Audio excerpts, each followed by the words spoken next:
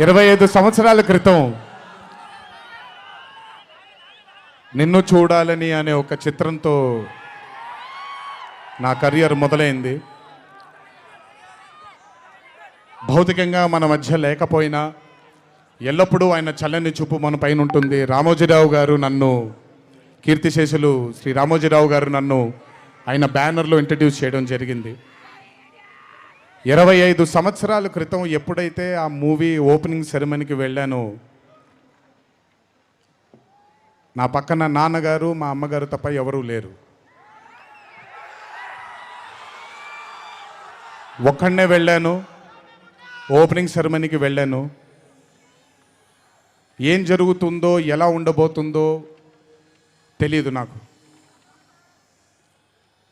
మొదటగా నాకు గుర్తుండి, మరి ఇక్కడ ఉన్నాడు, ఎక్కడ ఉండుంటాడు, ముజీబ్ అని ఆధోని నుంచి మొట్టమొదటిసారి ఒక అభిమాని కనిపించాడు నాకు. నేను ఆఫీస్ బయట, అది కూడా రెంటెడ్ ఆఫీసు, ఇల్లు ఎక్కడో మేదిపట్నంలో ఉండింది, ఆ రెంటెడ్ ఆఫీస్ బయటకు వచ్చాను. ఎవరండి మీరు అన్నాను.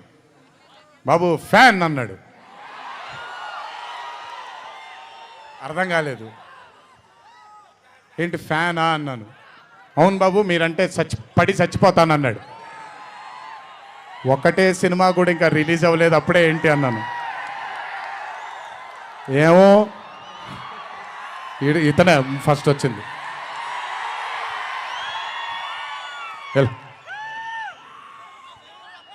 మీరంటే చచ్చిపోతానన్నాడు.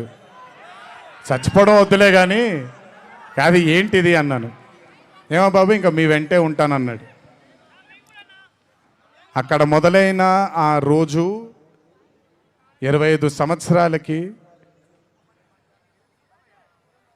నాకు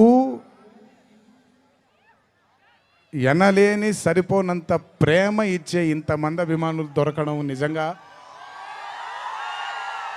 ఇది పూర్వజన్మ సుకృతమే.